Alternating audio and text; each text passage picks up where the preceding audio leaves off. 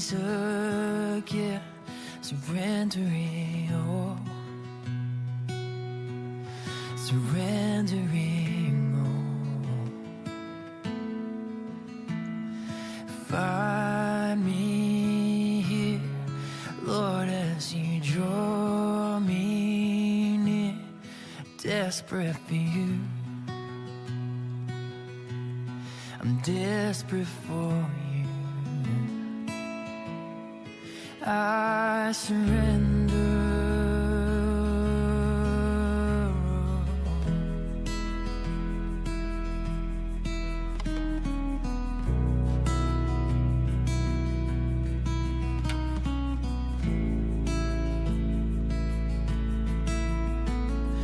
Drench my soul as mercy and grace unfold. A hunger and thirst, a hunger and thirst. With arms stretched wide, I know you hear my cry. Speak to me now. Speak to me now. I surrender.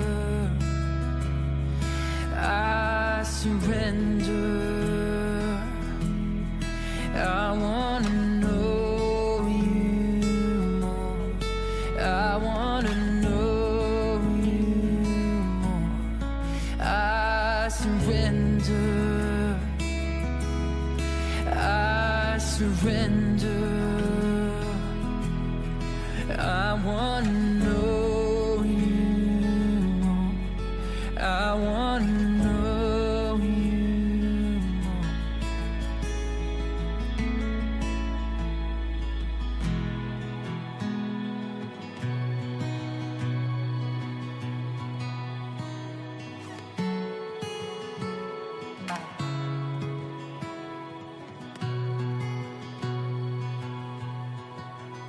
Like a rushing wind, Jesus breathed within.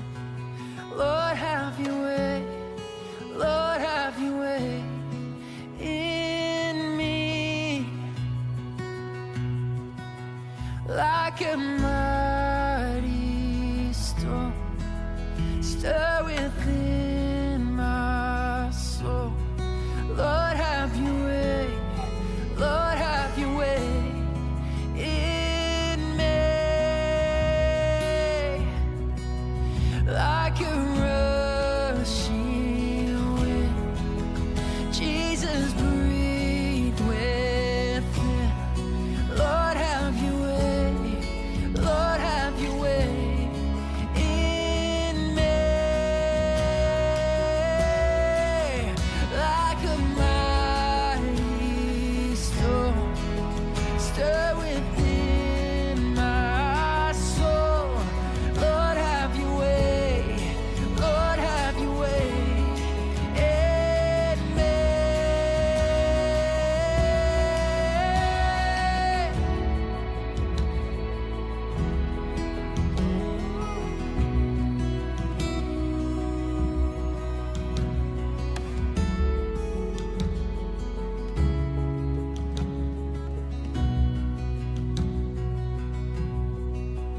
Like a rushing wind, Jesus breathed within.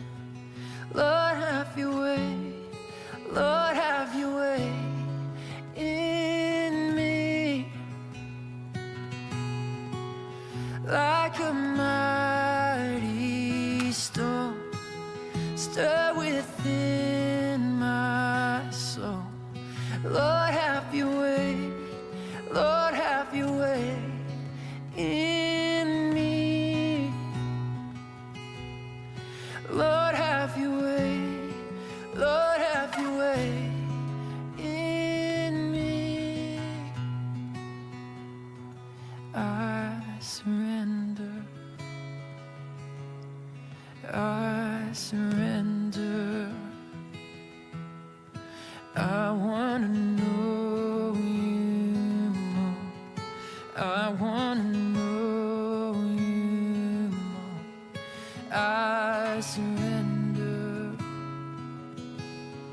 I surrender.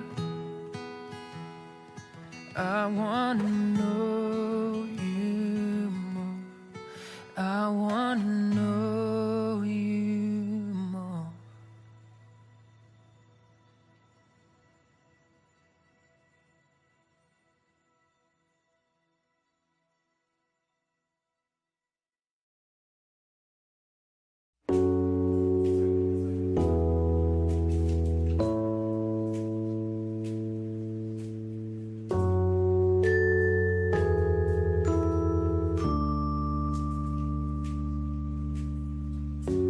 Love unchanging, God, your mercy never fades.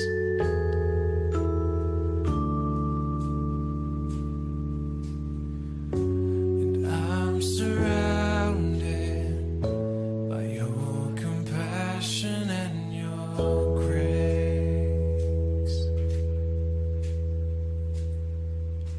Your love brighter than the sun, more beautiful than words could ever say.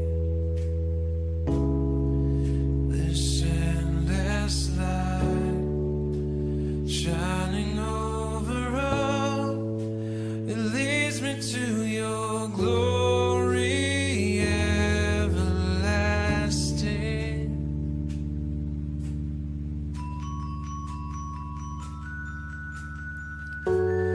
In your kindness for the broken and the lost,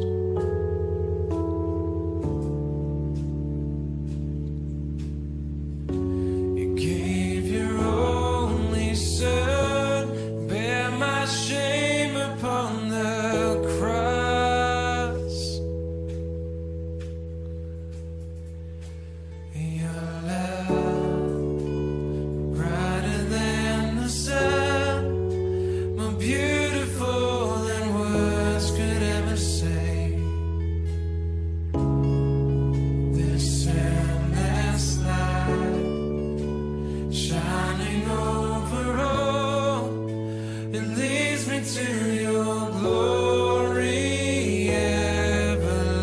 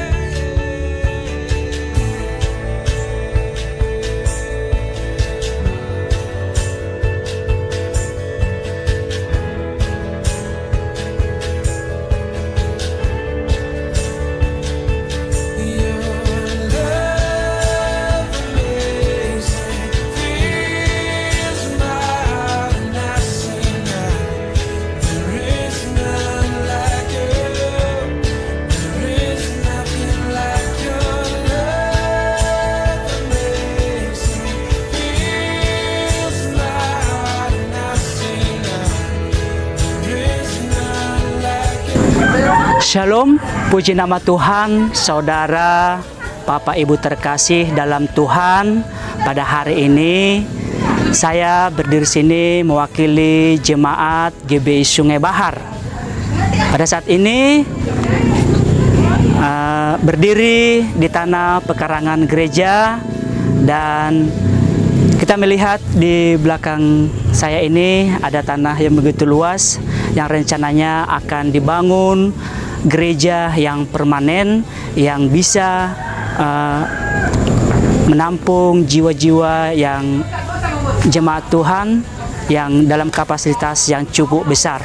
Kita tahu bahwa bangunan yang lama yang sekarang ini yang sudah berdiri dari tahun 2012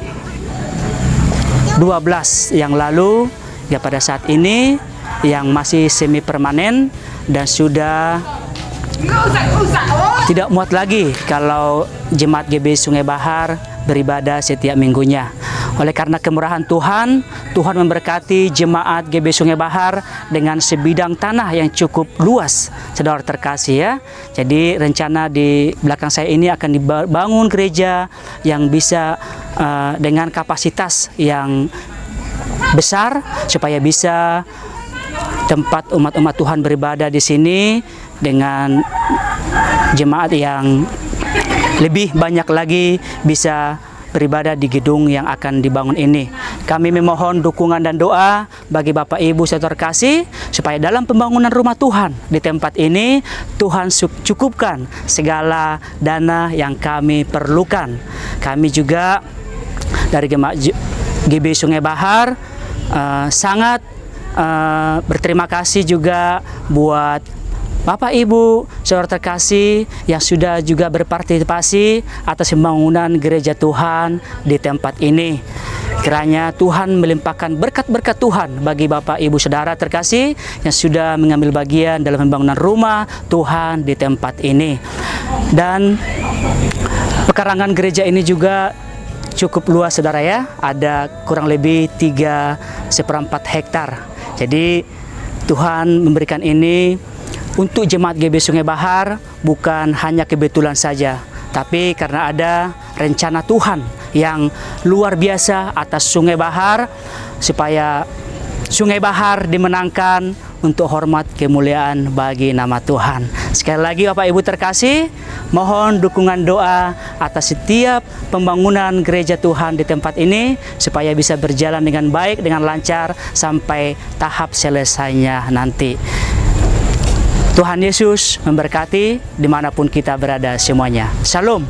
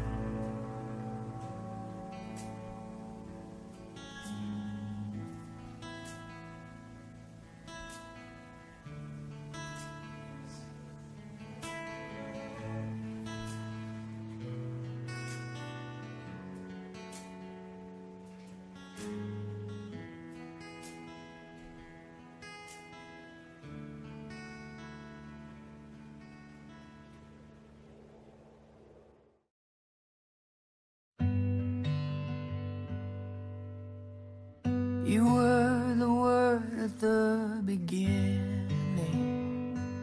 one with God the Lord Most High. Your hidden glory in creation, now revealed in you our Christ. What a beautiful name it is, what a beautiful name it is, the name of Jesus Christ, my King. What a beautiful name it is. Nothing compares to this. What a beautiful name it is. The name of Jesus.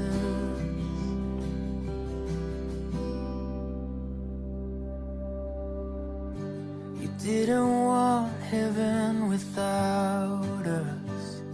So Jesus, you brought heaven down. My sin was great, your love was greater. What could separate us now? What a wonderful name it is. What a wonderful name it is. The name of Jesus Christ, my King. What a wonderful name it is. Nothing compares to this. What a wonderful name it is. The name of Jesus. What a wonderful name it is. The name of Jesus. Death could not hold you. The veil tore before you.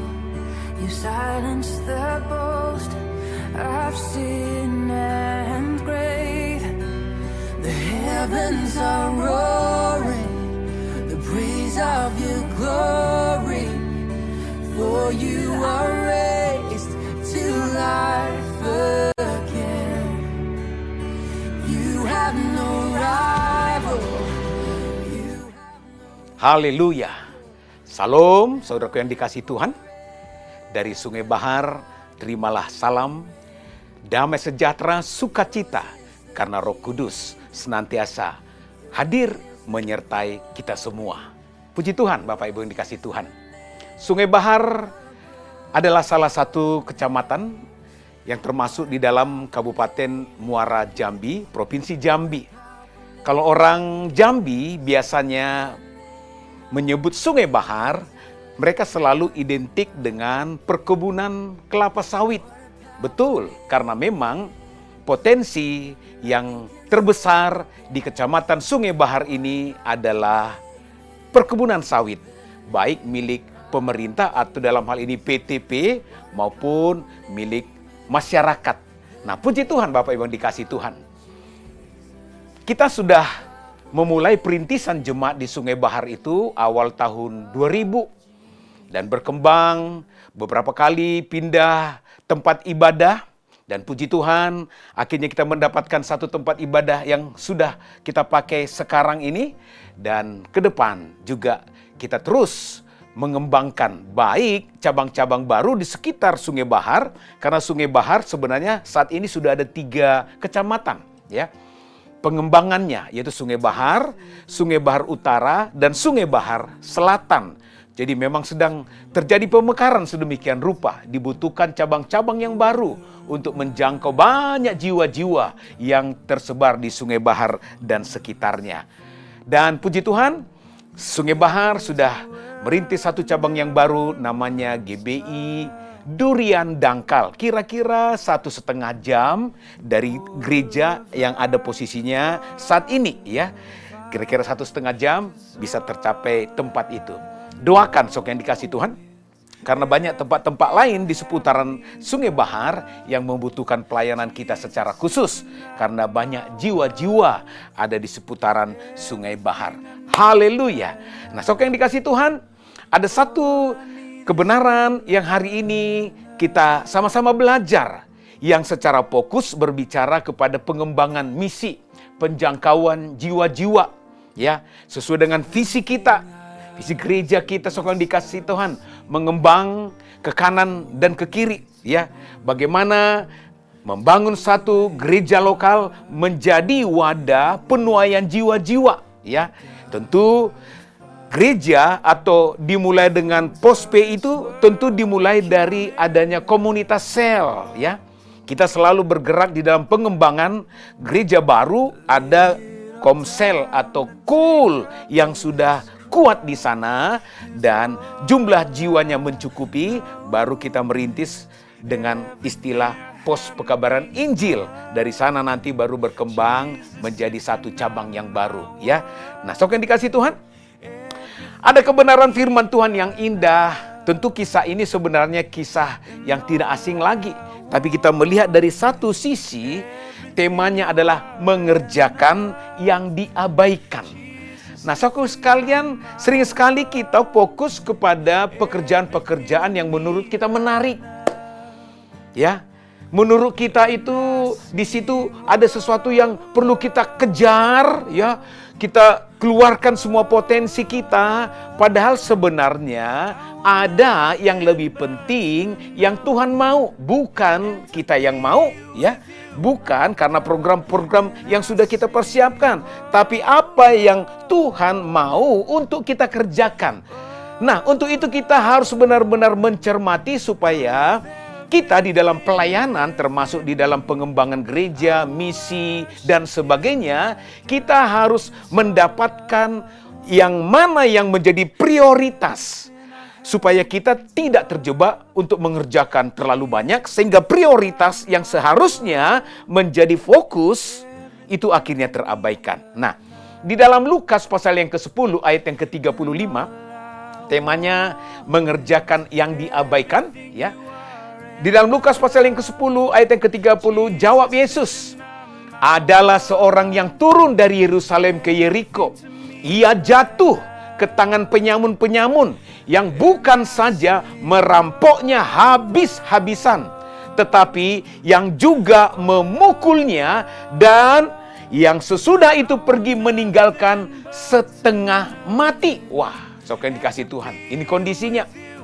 Nah, lalu dikatakan, demikian juga seorang Lewi datang ke tempat itu. Ketika ia melihat orang itu, ia melewatinya dari seberang jalan. Lalu datang seorang Samaria yang sedang dalam perjalanan ke tempat itu. Dan ketika melihat orang itu, tergeraklah hatinya oleh belas kasihan. Ia pergi kepadanya, lalu membalut luka-lukanya. Sesudah ia menyiraminya dengan minyak dan anggur. Kemudian ia menaikkan orang itu ke atas keledai tunggangannya sendiri, lalu membawanya ke tempat penginapan dan merawatnya. Keesokan harinya ia menyerahkan 2 dinar kepada pemilik penginapan itu. Katanya, rawatlah dia, dan jika kau belanjakan lebih dari ini, aku akan menggantinya waktu aku kembali. Nah, luar biasa sekali saudara yang dikasihi Tuhan, perbuatan daripada orang Samaria yang baik hati ini. Nah, di sini kita bisa belajar. Banyak orang yang masih terabaikan dan perlu pertolongan untuk diselamatkan. Keselamatan, ya. Keselamatan. Saudara yang dikasihi Tuhan, dari pembacaan kita tadi, imam dan orang Lewi itu bisa berbicara tentang aktivitas daripada gereja, ya. Orang-orang di dalam pelayanan, ya, yang aktif di tempat ibadah, yang aktif di tempat gereja dengan berbagai kegiatannya, tetapi gagal atau tidak mengerjakan yang paling utama, yang paling esensi, yang terpenting. Ya, sibuk, tetapi sebenarnya sedang tidak mengerjakan sesuatu yang esensi, ya. Maka kita perlu belajar bisa membedakan pelayanan mana yang esensi dan pelayanan mana yang opsional, tambahan, prioritas berikutnya. Mana yang kita jadikan fokus, prioritas utama, dan mana mungkin menjadi fokus berikutnya. Nah, sering sekali kita terjebak mengerjakan yang sekunder, habis energi di sana, sementara yang primer sedikit saja kita sentuh, ya. Nah, di dalam pelayanan Bapak Ibu yang dikasihi Tuhan, ya, yang esensi, yang pokok, yang utama itu adalah jiwa-jiwa yang terhilang, yang tersesat, yang terabaikan, yang belum terlayani. Itu jiwa-jiwa, ya. Hatinya Tuhan, hatinya Bapa di sorga, hatinya Tuhan Yesus adalah jiwa-jiwa. Lalu, apa yang disebut yang opsional, pilihan-pilihan berikutnya, boleh berbicara tentang fasilitas. Bisa bicara tentang gedungnya kah itu, sarana prasarananya kah itu, struktur di dalam jabatan kah itu, ya, dan sebagainya dan sebagainya. Tapi hari-hari ini sering orang jadi terjebak justru yang mengutamakan fasilitas, perangkat-perangkat kerasnya, investasinya, energinya, ya, keuangannya lebih banyak kepada misalnya gedung dengan sarana-sarana mewah yang lain, Bapak Ibu yang dikasihi Tuhan, sementara fokus yang sebenarnya yaitu merebut jiwa-jiwa, merawat jiwa-jiwa, memulihkan jiwa-jiwa atau membebaskan jiwa-jiwa, memberdayakan hidupnya. Sering sekali itu menjadi urutan, katakan selanjutnya, Bapak Ibu yang dikasihi Tuhan. Nah, lewat kebenaran firman Tuhan ini, kita ditarik kembali untuk mengingat, ayo, harus mengerti fokus yang sebenarnya. Mana yang harus, mana yang boleh dilakukan setelah yang harus itu kita kerjakan, ya. Nah, di dalam Lukas pasal yang keempat, ini adalah berbicara tentang satu pribadi, yaitu Tuhan Yesus, dan akhirnya itu berbicara gerejanya, saudara dan saya. Lukas 4 ayat 18, Roh Tuhan ada padaku, oleh sebab Ia telah mengurapi aku untuk menyampaikan kabar baik kepada orang-orang miskin. Dan Ia telah mengutus aku untuk memberitakan pembebasan kepada orang-orang tawanan dan penglihatan bagi orang-orang buta, untuk membebaskan orang-orang yang tertindas, untuk memberitakan tahun rahmat Tuhan telah datang. Pembebasan, pemulihan. Ini menjadi satu berita yang sedang dinanti-nantikan. Ini adalah kabar baik. Gereja harus fokus kepada berita keselamatan, kepada Injil yang murni, penjangkauan jiwa-jiwa, keselamatan jiwa-jiwa, pemulihan jiwa-jiwa, penjangkauan jiwa-jiwa. Ini harus menjadi prioritas kita. Apalagi di masa-masa sukar hari-hari ini, Bapak Ibu yang dikasihi Tuhan. Tidak boleh kita salah fokus, tidak boleh kita gagal membuat prioritas. Nah, lalu apa yang harus kita lakukan? Yang harus kita lakukan, saudara yang dikasihi Tuhan, dalam konteks Lukas pasalnya yang ke-10 tadi, ya, dari Lukas pasal yang ke-10 tadi, Bapak Ibu yang dikasihi Tuhan, yang pertama yang harus kita lakukan adalah miliki hatinya Tuhan Yesus, yaitu belas kasihan. Di ayat 33 tadi, lalu datang seorang Samaria yang sedang dalam perjalanan ke tempat itu, dan ketika ia melihat orang itu, tergeraklah hatinya oleh belas kasihan. Ini yang harus ada di dalam hati kita. Seperti hati Bapa di sorga, seperti hatinya Tuhan Yesus. Dia tergerak oleh belas kasihan kepada jiwa-jiwa yang terbelenggu oleh dosa, yang dikendalikan, yang dikuasai oleh dosa, yang sedang menuju kepada penghukuman. Mereka terbelenggu, tidak berdaya. Ini yang harus kita minta lebih lagi hari-hari ini di dalam pribadi kita sebagai umat pilihan Tuhan, sebagai imamat yang rajani, menjadi orang miliknya Tuhan. Yang kedua, tentu setelah kita memiliki hati itu, kita harus bergerak, ya. Kita harus bergerak. Kita harus melakukan apa yang harus kita lakukan. Di ayat 34 dikatakan, ia pergi kepadanya, lalu membalut luka-lukanya. Sesudah ia menyiramnya dengan minyak dan anggur, kemudian ia menaikkan orang itu ke atas keledai tunggangannya sendiri, lalu membawanya ke tempat penginapan dan merawatnya. Hal yang kedua yang harus kita lakukan untuk kita melakukan apa yang Tuhan kehendaki adalah mau repot. Harus mau repot. Pelayanan, penjangkauan jiwa-jiwa, memberitakan kabar baik tentu akan membuat kenyamanan kita terganggu. Kita harus berani go, kita harus berani keluar, kita harus menjangkau, mengejar. Ini tentu merusak kenyamanan kita, ya. Apalagi mungkin di dalam situasi pandemi sekarang, orang cenderung, Bapak Ibu yang dikasihi Tuhan, orang cenderung berdiam, ya. Orang cenderung tidak melakukan yang maju, cenderung bertahan, ya. Istilahnya cenderung tiarap, lihat, menunggu situasi yang lebih baik. Kita tidak tahu berapa lama kondisi ini masih bisa seperti ini lagi, Bapak Ibu yang dikasihi Tuhan. Tapi untuk melakukan apa yang sangat Tuhan rindukan kita bergerak adalah kita harus siap repot keluar dari kenyamanan kita. Kita mungkin perlu membuka hati kita, bawa di dalam doa orang-orang yang menjadi prioritas kita. Mungkin itu rekan kerja kita, mungkin itu sahabat kita.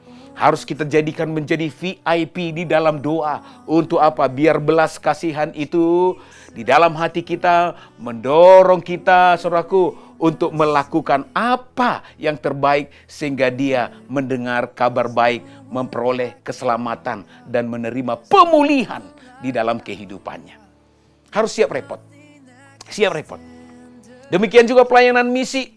Kalau kita hanya berkutat di seputaran kota kita saja, gak mau repot-repot, ya, harus pergi ke tempat-tempat yang mungkin secara transportasi ada tantangannya, posisinya, ya, harus siap repot. Bagaimana sumber daya kita yang terbatas hari-hari ini harus kita maksimalkan untuk apa? Menjangkau tempat-tempat di mana orang-orang belum terlayani, belum mendengar kabar baik. Kita harus siap repot seperti orang Samaria yang baik hati itu, ya. Apa yang ada padanya dia keluarkan. Yang penting orang yang hampir mati karena mengalami yang namanya hampir dibunuh oleh perampok itu, dia harus lakukan yang terbaik untuk menyelamatkan jiwa itu, Bapak Ibu dikasih Tuhan. Dan yang ketiga tentu, orang yang mau repot itu harus siap bayar harga. Haleluya, bayar harga. Sekarang kekristenan cenderung dibangun menuju satu kenyamanan. Apa yang bisa saya dapatkan? Bagaimana supaya doa-doaku dijawab Tuhan dalam waktu yang sesingkat-singkatnya, saya bisa menikmati janji Tuhan, ya, mendapatkan yang terbaik maksimal di dalam hidupku. Itu yang menjadi fokus kita. Bagaimana aku mendapatkan berkat, bagaimana aku diselamatkan secara secara ekonomi, secara kesehatan. Itu yang menjadi fokus kita. Ini menjebak kita sehingga kita akhirnya tidak mendapatkan belas kasihan itu. Karena kita fokus kepada diri kita. Fokus kepada sarana, prasarana, jabatan di dalam pelayanan. Tapi hari ini kita sedang diingatkan kembali untuk tidak mengabaikan apa yang sesungguhnya menjadi prioritas itu. Siap bayar harga. Ya. Seperti orang Samaria yang baik hati itu, dikatakan keesokan harinya ia menyerahkan 2 dinar kepada pemilik penginapan itu. Katanya, rawatlah dia, dan jika kau belanjakan lebih dari ini, aku akan menggantinya waktu aku kembali. Pelayanan misi tidak akan berjalan tanpa saudara dan saya berani bayar harga. Tuhan tidak membutuhkan dana. Tapi pekerjaan membutuhkan bukan cuma dana. Doa, dana, daya. Kita butuhkan, Bapak Ibu dikasih Tuhan. Ya. Berani bayar harga. Mungkin bagian-bagian yang seharusnya untuk kenikmatan saudara dan saya, kita khususkan untuk apa? Untuk pelayanan penjangkauan jiwa-jiwa. Mungkin saudara nggak bisa secara khusus mendatangi tempat-tempat tertentu karena waktu atau satu hal di dalam kehidupan kita, kita tidak bisa menjangkau di tempat-tempat yang memang sulit secara lokasi, jarak, dan tantangan-tantangannya. Tapi saudara bisa mendukung pelayanan kita, pelayanan misi, penjangkauan. Itu namanya bayar harga, saudara yang dikasihi Tuhan. Kita bisa sama-sama bekerja sama, ya. Ada satu kisah yang menjadi satu hal yang menginspirasi kita dari William Booth, pendiri dari Salvation Army. Dia memulai pelayanan yang pelayanan holistik, pelayanan kasih, memperhatikan orang-orang, ya, melayani orang-orang yang susah, yang berkekurangan dan sebagainya, ya, orang-orang yang terabaikan, ya. Banyak orang mendirikan gereja di tempat-tempat yang plus, tapi sedikit orang merintis yang namanya penjangkauan jiwa gereja di tempat-tempat yang terabaikan, ya. Ya, saudara yang dikasihi Tuhan, maka sering sekali terjadi konflik-konflik, ya. Karena apa? Mencari tempat-tempat yang basah secara ekonomi. Nah, William Booth, dia melayani orang-orang yang terabaikan di jalan-jalan. Orang-orang yang terbuang, terhina, yang kehilangan kasih Allah, hidup di dalam dosa. Bukan cuma dibelenggu dengan kutuk dosa, tapi juga miskin. Nah, dia terpanggil, saudaraku, untuk melayani yang diabaikan oleh banyaknya pelayanan saat itu. Ya, akhirnya apa? Dia akhirnya membuat satu transformasi di Inggris. Dan semakin hari semakin banyak orang-orang yang datang kepada Tuhan Yesus dan menerima keselamatan, ya. Nah, ada satu doa yang mungkin jadi harus doa kita hari-hari ini gereja Tuhan, ya.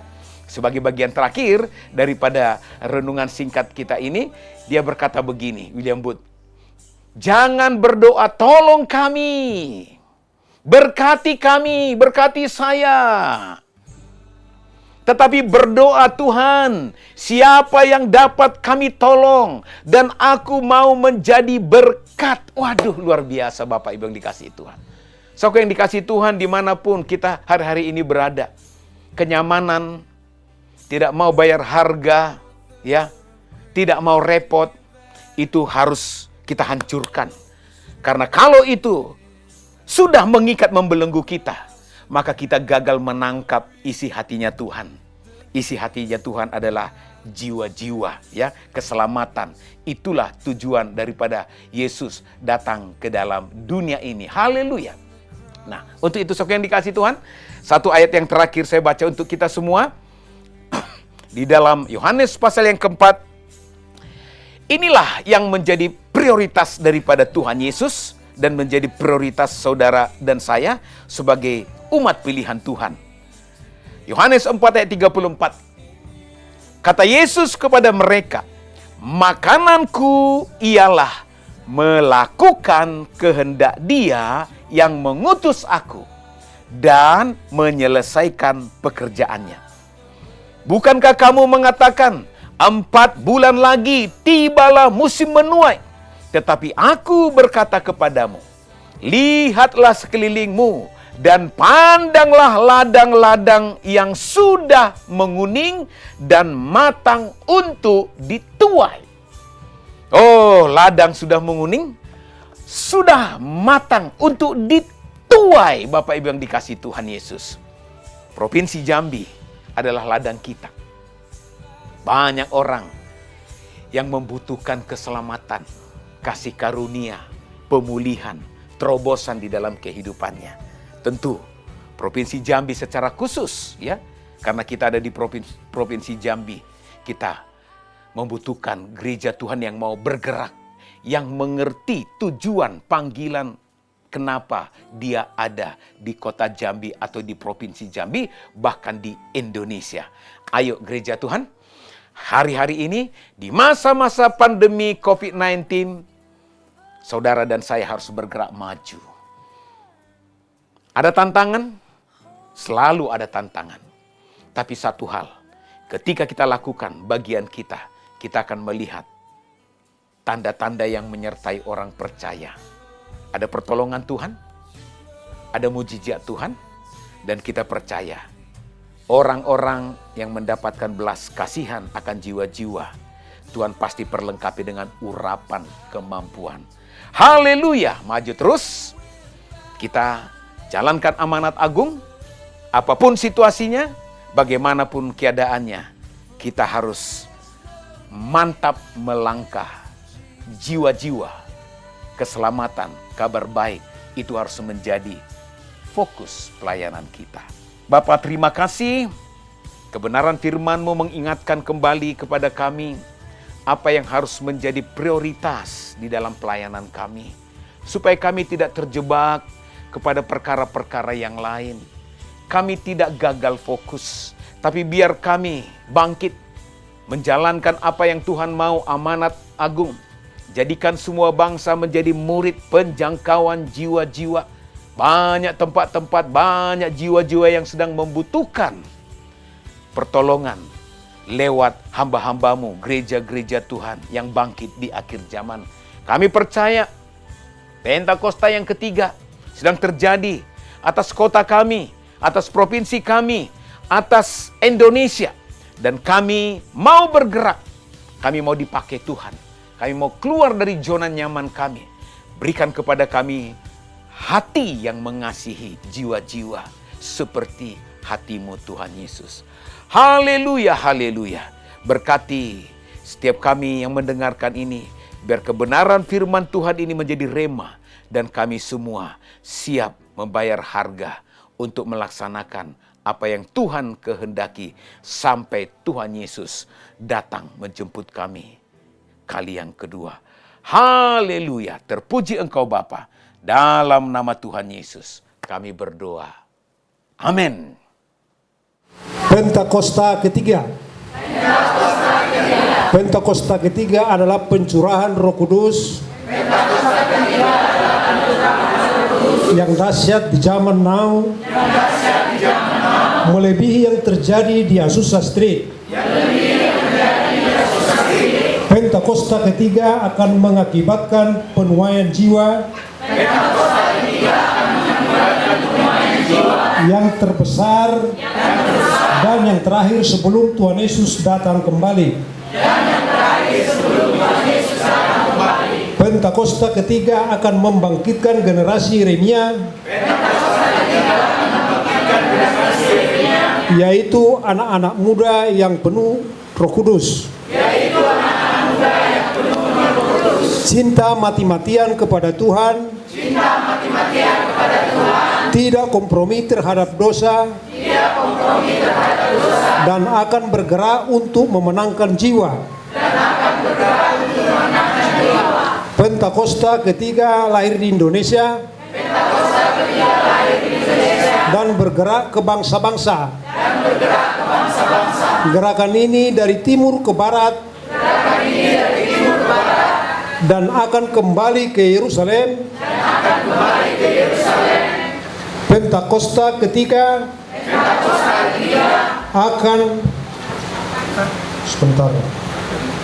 akan memberikan kuasa untuk menyelesaikan amanat agung, dan setelah itu Tuhan Yesus datang kembali. Puji Tuhan. Duduk dalam lindungan yang maha tinggi dan bermalam dalam naungan yang maha kuasa, akan berkata kepada Tuhan, tempat perlindunganku dan bumbu pertahananku, Allahku yang kupercayai. Sungguh dialah yang akan melepaskan engkau dari jerat menangkap burung, dari penyakit sampah yang busuk. Dengan tepatnya ia akan melindungi engkau, di bawah sayapnya engkau akan berlindung. Kesetiaannya ialah perisai yang bagaikan heboh. Engkau tak usah takut terhadap kedahsyatan malam, terhadap panah yang terbangun di waktu siang, terhadap penyakit sampah yang berjalan di dalam gelap, terhadap penyakit menular yang mengamuk di waktu petang. Walau 1000 orang berbaring di sisimu dan 10.000 di sebelah kananmu, tetapi itu tidak akan menimpa kamu. Engkau akan menyimpan dari matamu sendiri dan melihat pembalasan terhadap orang fasik. Sebab Tuhan ialah tempat perlindunganmu. Ia Maha Tinggi telah membuat tempat perteduhanmu. Malapetaka tidak akan menimpa kamu, dan itulah tidak akan mendekat kepada kemahmu. Sebab malaikat-malaikatnya akan diperintahkan kepadamu untuk menjaga engkau di segala jalanmu. Mereka akan menentang engkau di atas tangannya, supaya kakimu jangan terangkut kepada batu. Singa dan ular kerdun akan kau langkahi. Engkau akan menginjak anak singa dan ular naga. Sungguh hatinya melekat kepadaku, maka aku akan melindunginya. Aku akan memberkatinya, sebab ia mengenal namaku. Bila ia berseru kepadaku, aku akan menjawab.